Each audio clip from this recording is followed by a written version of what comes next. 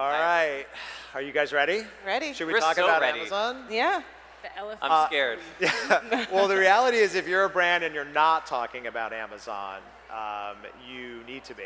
So that's what this conversation is going to be focused on. So I can remember a time when, not that long ago, when brands had to sort of make a choice. Were they going to be an Amazon brand or were they not going to be on the platform? In late February, however, Nielsen IQ just published some data showing that 41% of all beauty and personal care sales in the US happened on e-commerce platforms, which, by the way, rapidly outpacing the growth in traditional retail. And Amazon, of course, has substantially increased its share of those sales. So, Chris, let's start with you. In the 2025 iteration of an omnichannel strategy for beauty and wellness, how has Amazon's role evolved over the last few years, and sort of where do you see it going? Well, first of all, good morning, everyone. How are you? We're thrilled to be here. I do want to say all of us came with extra security because we know we're talking about Amazon today, and I'm surprised anyone is in this room, honestly. No, we're thrilled to be here. So I would first say, just statistically, Amazon took about 7 points of share of beauty in the last 4 years, and 64% of that are existing Amazon customers, which really means that there's a growing trust between the Amazon customer and the beauty customer. As we think about omnichannel, when we talk about omnichannel, in my mind, it used to be these sort of siloed distribution pillars where we would have teams and structures and strategies and spend sort of by pillar. And we would be operating that way, and consumers more or less would be purchasing that way. Now we're living in this, what I would call like stacked ecosystem, where we have all of these distribution pillars stacked on top of one another, and the consumer is sort of pinging and ponging up and down, back and forth. We know that particularly Gen Alpha are standing in a retailer, calling a friend, watching reviews on YouTube, reading reviews on Amazon. So there's a pinging and ponging between the platforms and the channels before we get into conversion, before we get into replenishment. And Amazon, which used to be seen as replenishment, is now really consideration and validation through to replenishment. And there's probably argument to say that there's a push to get into that discovery space as well.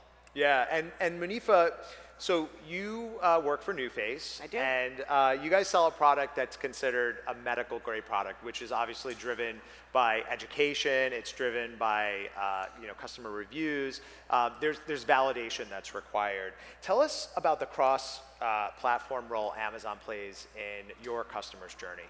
So at NuFACE, it's interesting because the platform in itself really allows for us to be able to broaden the consumer's perspective. We can lean more into video content. We can lean more into A+ content. The challenge that we experience, especially since it's a medical grade device, is that we have so much information, clinical studies, it's an FDA-backed device, and we need to be able to communicate to consumers the value proposition that exists there. It's at a specific price point. There's a lot of challenges that we've experienced within the platform just because there's different devices that are coming into market. They're at different price points. They might not have the same value that you get from a product at NuFACE. So what are we doing as the NuFACE brand to be able to make sure that we're ensuring that we're delivering that information to the consumers in a way that it's going to be the most receptive to them? We search on Amazon. We want to be able to find information about a brand. If we've already done our discovery elsewhere, that's going to be quick and digestible. We need video content, we need A+ content, we need to be able to have those details easily outlined and digestible for us, so that way we can make sure that either if you're not purchasing within the platform, it at least becomes an extension of our education system that can pair with our D2C or with our other retail partners. Yeah, and Erin, you've held a number of senior marketing roles at a number of companies, including you were the CMO of Matter of Fact, VP of Digital at Y Hair Care and Drunk Elephant. You view Amazon's strategic importance as one of maintaining control of your brand's distribution ecosystem, and I love this perspective. So would you help us to understand that perspective? Yeah, I think when you have the ecosystem that Chris was talking about, it's really important for your brand to have consistency at all the touch points. We can't control where the consumer's going to shop. We have to meet them where they are. And so when a consumer's on Amazon, they're faced with a lot of opportunity and a lot of options. It's pages and pages, infinite scroll. It doesn't even define it. So brand stores, making sure that you have really clear brand representation that is consistent across all those touch points is super important. And I think the other component to Amazon that people don't remember when you're thinking strategically is that when you are a consumer, you're in an instant moment. And so making sure that your brand is delivering on its promises, to Monifa's point, whether that's through research, providing the information, the reviews are super critical through the journey, as Chris was mentioning. But ultimately, when the brand is out there, you can be shopped anywhere. And so if you have gray market, if you have people reselling, if you have people doing things like dupes or counterfeit, you have to make sure that you're managing your brand and the trust with that brand, and that is an area in Amazon you have to be really protective of. So having a brand defensive strategy really supports that, and that impacts all of your channels, because if you're not doing that on Amazon, it can leak into negativity in other areas. Yeah, and as the saying goes, if you're not on Amazon, someone will be on Amazon for you. Yeah. Where there is demand, there will be supply. And Totally. so are you the one supplying it or is somebody else? Yeah. I was in London, we were hosting a dinner in London maybe a couple months ago, and I was talking with a brand who is not yet selling in the United States, but wants to be selling in the United States, but is already doing about $300,000 of sales in the United States on Amazon. So clearly someone is gray marketing their product on Amazon. And so, as you said, like, so critical to make sure that someone is minding the shop. So Yeah, we can't control the demand. We can control the supply. Yeah, for sure. Chris, I think it's fair to say that Amazon has managed to become a one-stop shop for beauty consumers of all ages. How is each generation utilizing Amazon in their customer journey? Well, I'll talk from my own personal experience. I'm a mature millennial, so my first experience shopping was in the back of my parents' car every Saturday and Sunday, going to every store, every mall, every strip mall, kind of running every single errand possible. And I would say them, being boomers and that older generation, more or less, have maintained that outside of Amazon being a replenishment space. Myself being a millennial, as everyone being, a kid with a parent, completely went to the opposite direction. It's about convenience, one-stop shopping, fast shipping, and so everything I do is from home, and so it's from consideration to replenishment.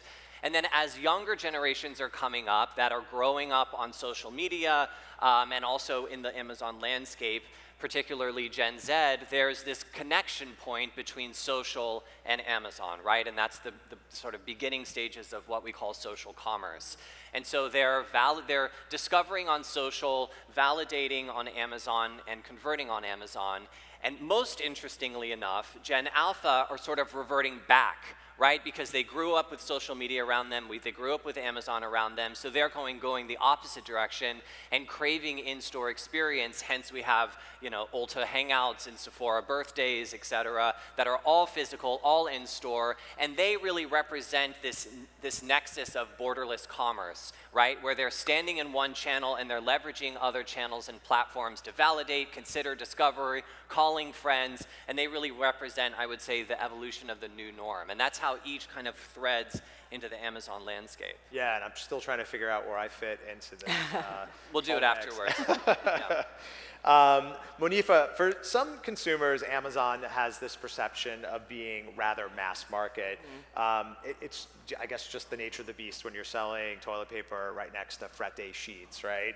NuFACE sells devices and product packages on Amazon that range in price from $125 all the way up to like $360. So you're clearly in premium territory. How do premium brands like yours protect their brand identity on Amazon while optimizing conversion? I think it kind of leans into what we were talking about previously. It's just like, if you don't protect your brand within Amazon, somebody else is going to do the work for you. So you need to be able to jump right in there and actually get, the placement when it comes to your brand store. Make sure that you're communicating the voice from the direction of your brand, because if you don't, somebody else is going to just mine that opportunity and take that away from you and give their own interpretation or their own perspective about your brand, which is never what you want to experience. And so really getting in and leaning into the opportunities that it offers. I think that there's other opportunities, and I know we'll touch on this a little bit later, where Amazon is really expanding upon how it connects back to some of those social spaces and the social conversation that's happening. Just last week, we had an event in LA that was with Patrick Ta, and we had our head CEO, Tara Peterson. She did a masterclass with Patrick Ta. We had a number of different influencers that attended the event, and the first place that we saw the halo effect enact was on Amazon. So we see the social environment really starting to pick up. We see the sessions on Amazon immediately start to scale. And if we see that reaction, we need to be able to make sure that we're present in those spaces to receive those consumers and speak from the direction of where we want our brand to be represented. Yeah. And I think to build on that, we actually saw if there is a brand or product that goes viral on TikTok, there's nearly a like-for-like increase in search on Amazon. And so that interconnectedness continues to really take shape. Yeah, and Chris, you mentioned earlier that, I mean, the popular narrative is that Amazon is a place for replenishment and customers go elsewhere for discovery. Erin, given the sheer volume of products on Amazon, it can be a rather tough place to discover products. How are brands using Amazon to get customers' attention and to discover new products? Yeah, I do believe that discovery is still stronger off-platform. I feel like utilizing the affiliates and the influencers that are tied to Amazon are a really good way to go from off-platform to on-platform. Amazon as a whole, you have what I call accidental discovery. So you can utilize conquesting terms. And so if, for example, if you're not on Amazon, someone else probably is.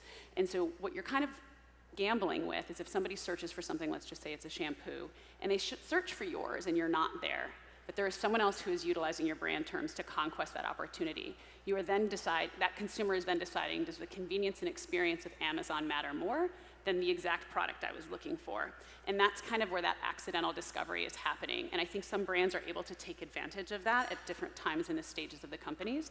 But ultimately, discovery is becoming one of those elements that I think, we were just talking about it, why Amazon may have made a bid on TikTok, because the discovery isn't native to how they work. They're a conversion engine. They're an operations company.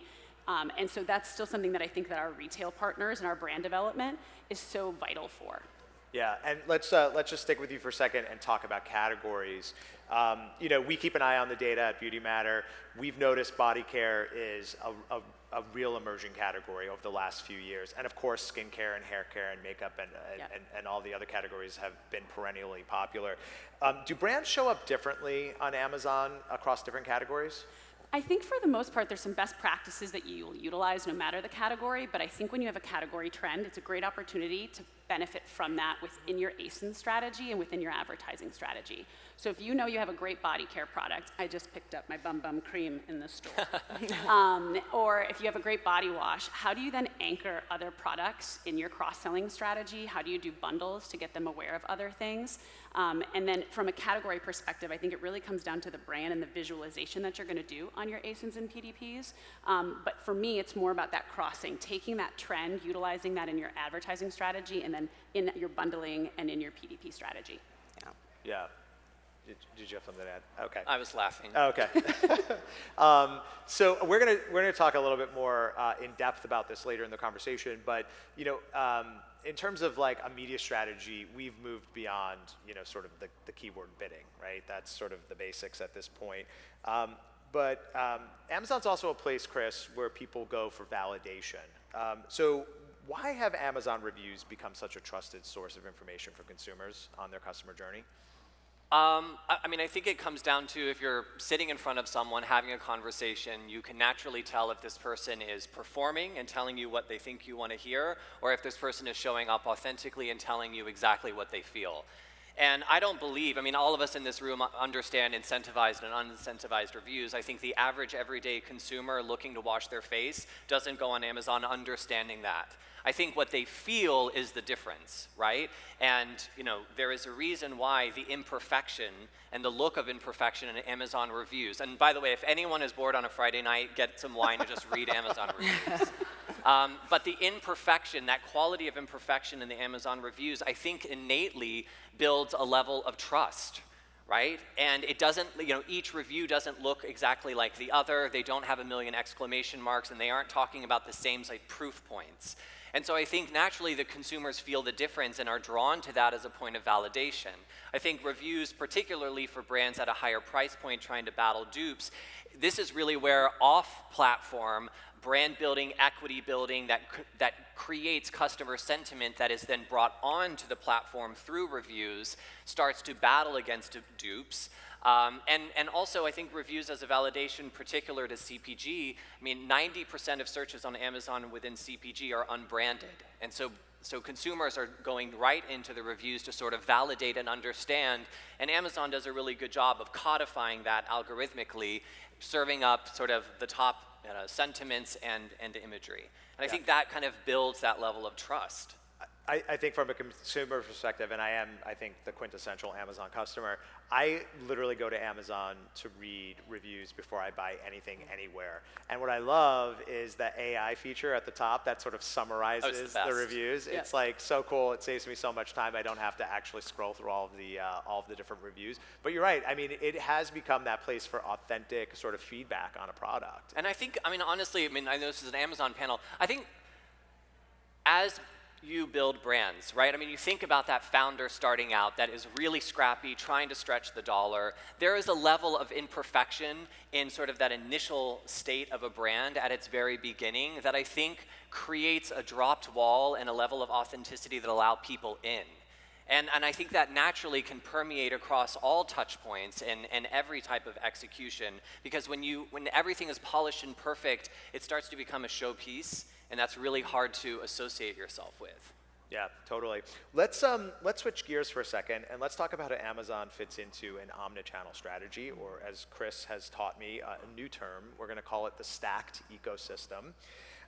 It's no secret that Sephora put brands on notice. I'm out of here. At their brand summit in early March, making their disdain for brands who are driving substantial business to Amazon storefronts known. So Erin, what advice do you have for brands looking to do this sort of careful dance of balancing their growth potential on Amazon with requests for exclusivity or requests not to sort of drive traffic to Amazon? And does Amazon actually cannibalize retail sales? Bus? Yeah. Good luck, Erin. So elephant just came into the room. The first thing is, ultimately we all have a responsibility to our companies and to our brand. That is where our responsibilities lie. At every different stage, a company has to make different decisions, and they're usually pretty hard. But going back to kind of what we discussed earlier, and Chris and Monifa and I talked about this before, is ultimately the consumer is on a journey. We used to sit in a world where it was a funnel. That's where that concept came from, right? Consideration and all the way down to intent to purchase. We now live in a world of a pinball machine. We've been in it for a very long time. People are bouncing, whether they find something on TikTok, they're here, they're there. When somebody's coming to Amazon, they might be coming because of urgency. Okay, I had to overnight something I might have needed for this trip. The only option for me to do that, to have it by the time of my flight, was on Amazon. Do you want to keep a consumer from having that opportunity with your brand? And at which moment does that happen? Exclusivity is an important component to building brands. There's really important relationships that are built with our retailers that can change the entire trajectory of a brand. But at the same time, at certain points, you have to meet the consumer where they are, and only you can know that moment and that decision. And again, your retailers will thank you if you are protecting your gray market, if you are protecting those resellers, and you are keeping the integrity of the brand, that the products people are receiving are your products, that they are certified and they're legitimate.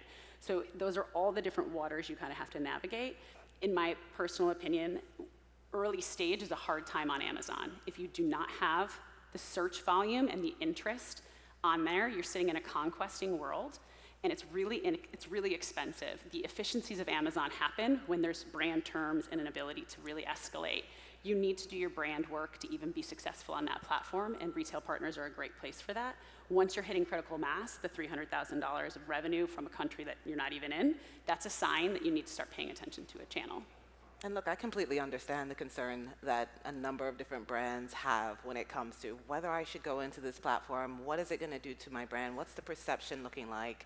And when you do have a more premium product, when you do have something that is going to, you really need to be able to have the support and the backing and the understanding, clinical data, or even just the luxury element and viewpoint when it comes to your product.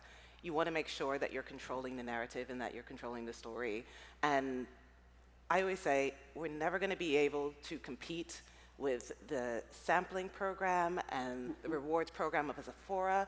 We're never going to be able to compete with the logistics monster that is Amazon. And so we have to find a way to be able to navigate between that and just really meet our customers where they are. Chris, I'll ask you the same question, but just shift it a little bit. What about the push and pull between Amazon and D2C? Does Amazon cannibalize D2C? I think the operative word is cannibalized, and I think I'm going to answer this in two ways, what I'm supposed to say and what I want to say. Okay.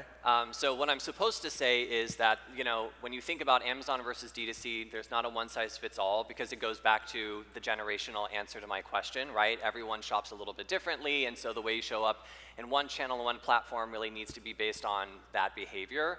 And also, D2C is storytelling, Amazon is conversion, all of that. What I want to say is, no one starts a brand saying, I really want to execute a channel strategy.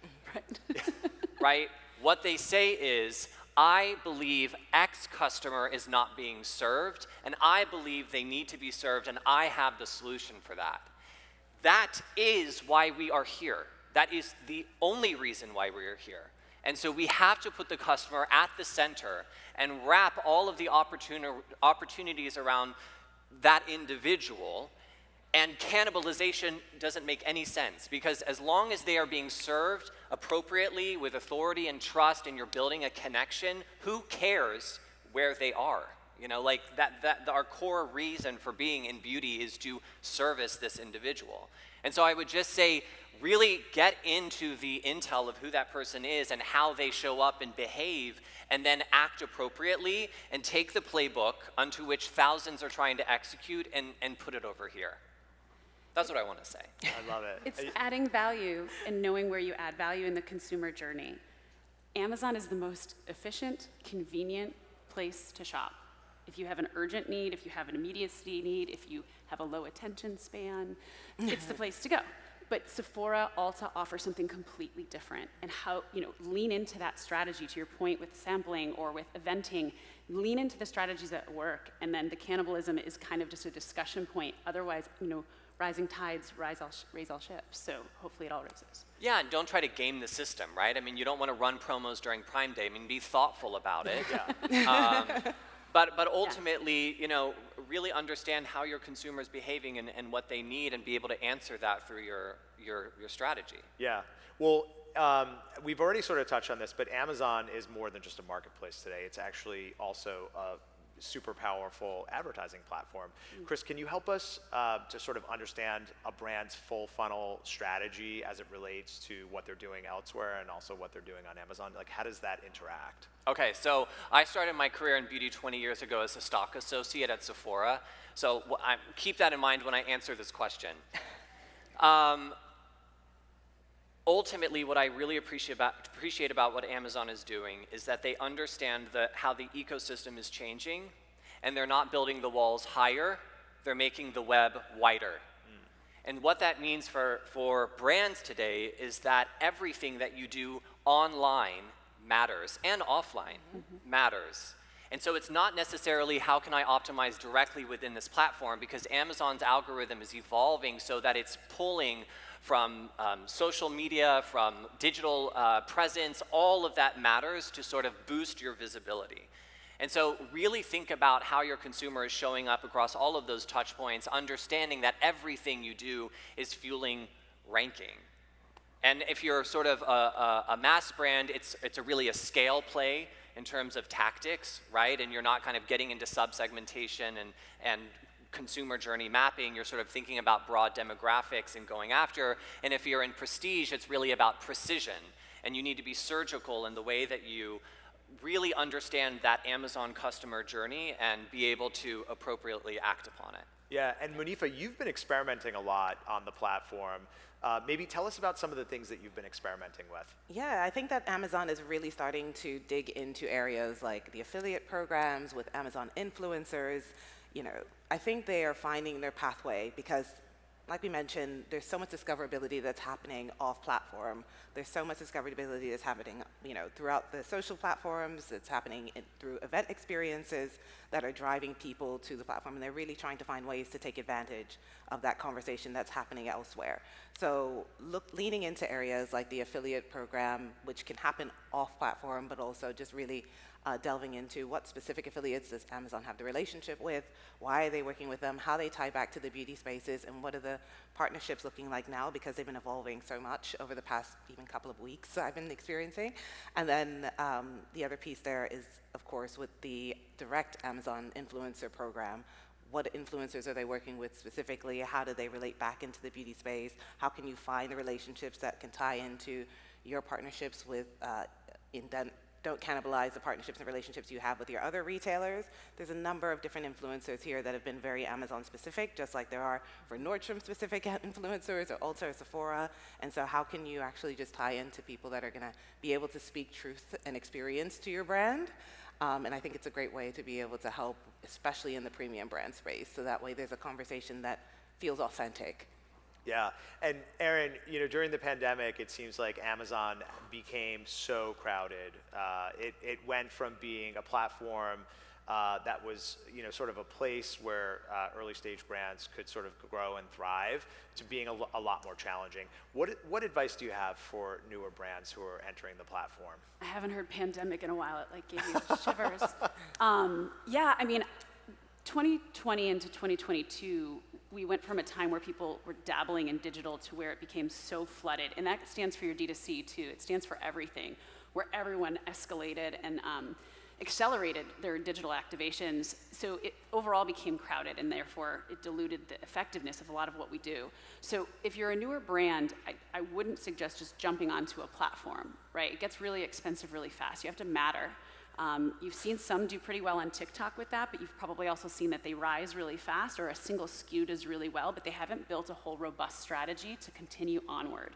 I think that, again, I would pay attention to your brand searches, your category searches, pay attention to the amount of people coming with intent and interest to purchasing for you with Amazon. That's the beauty of the platform, is you can get this data. You can say, oh, wow, people are looking for this. Oh, no, they're not. Both of those can create a divisive strategy. If they're not looking for it, you're creating something nobody even knows they need yet. That's exciting. Where do you want to build that? Probably with a retailer. If they are looking for it, you can kind of take a little bit more advantage of the existing intent and interest on the platform on an efficient scale. So I would suggest making sure that there's interest in your category, and then if your brand has interest, before moving on to the platform. Okay, and we have a couple minutes left, so quickly, I'd love for you guys to sort of make some predictions for us. So with Amazon's ongoing evolution, where do you see the biggest opportunities for beauty brands in the next 3 to 5 years, and what should they be doing today to prepare for those? Monifa, do you want to start? Yeah, I think that beauty brands, or Amazon in general, I think is going to really try to navigate more into the social spaces. I think, we all know they made a bid for a certain, very, very, very popular platform. So we'll see if that goes through. But I think that they are going to really just try to find their pathway when it comes to social, because I think it has been very obvious that when you see things spike on social platforms, the immediate reaction is on Amazon. You see people driving the traffic there, they're going there, it's a discovery element. That's what people are looking for, whether it's the reviews, to find out more information about the brand or the product. So having your representation there matters so much. But I think that if they can find a way to be able to bridge that connection into the social space, I'm a little fearful, honestly, of what it's going to look like, but I think, I think that is really going to be the next direction for them. And so I think I implore beauty brands to really consider how is it that you're not only just showing up in your social spaces, but how are you showing up on Amazon, and making sure that the information and that you're taking the lead with the conversation in that platform there, because consumers are going to come whether or not we realize it. Erin, how about you? What's your prediction? Yeah, I've been doing this a while, and they've tried to do social a few times. I've been on a bunch of betas and a bunch of programs. Ultimately, Amazon is an operations company that is very good at efficient conversion.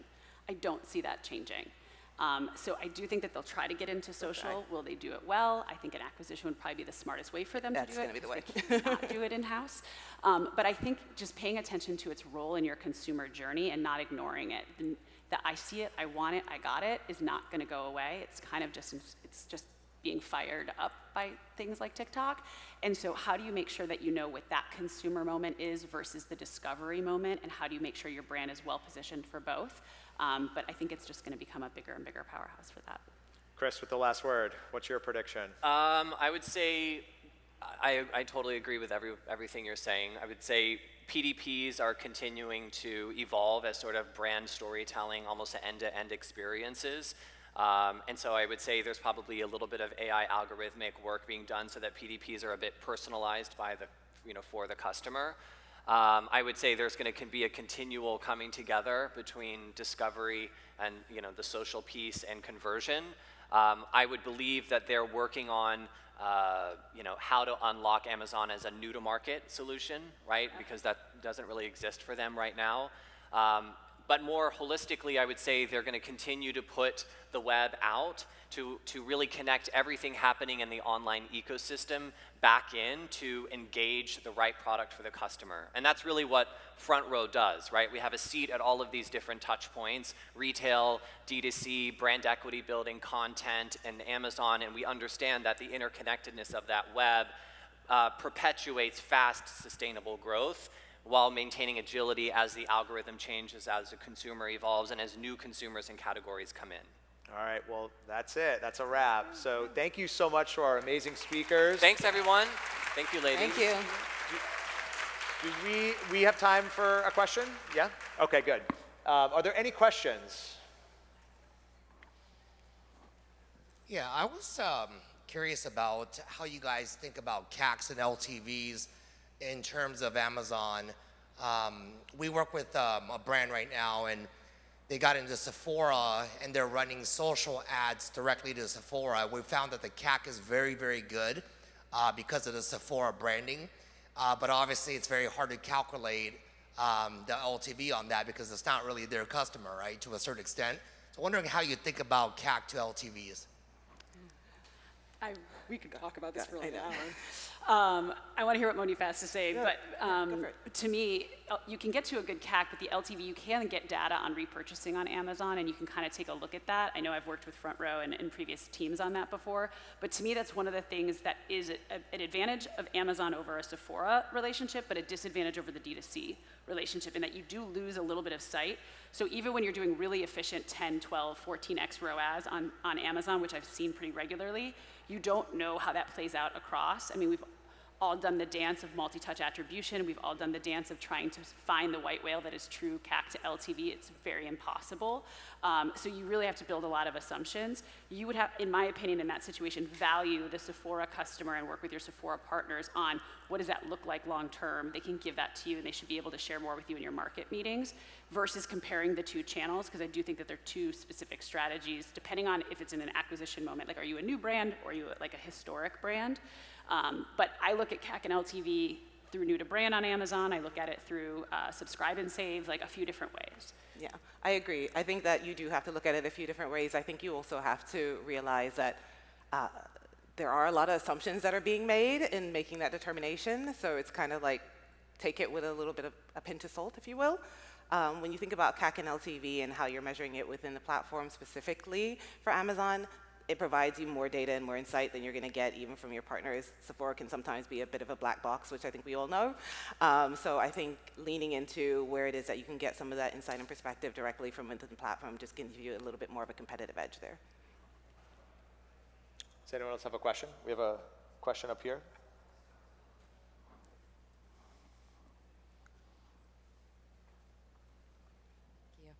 Hi, I'm Tori. I work at L'Oreal on the PPD division. Erin, I really liked your point about how going into Amazon that there needs to be that appetite there. So I'm just curious what other levers you think brands can look at to understand whether or not they should enter on Amazon. I love that question. Also, I love your outfit. I saw you earlier. The boots. Okay, so I think it's also brand awareness and volume. So something that I've put in place at a brand that I'm currently consulting with is we look actually at Google search volume too.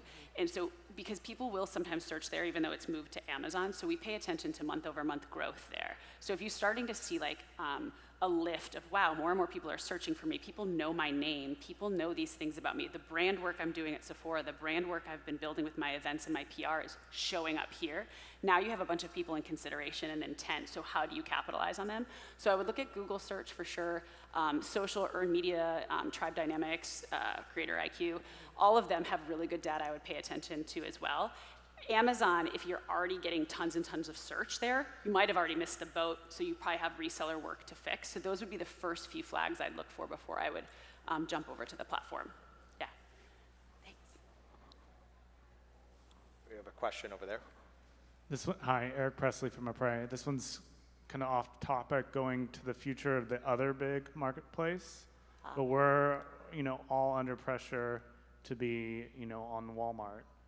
And there's, there was a time where nobody wanted to go on Amazon because of that problem, and now there's huge gray market on Amazon. And do you think we're all going to have to go there? And if so, when? And I know brands are doing it now, so. Let's all get in the boat. Let's Yeah. go. No, just kidding. Chris,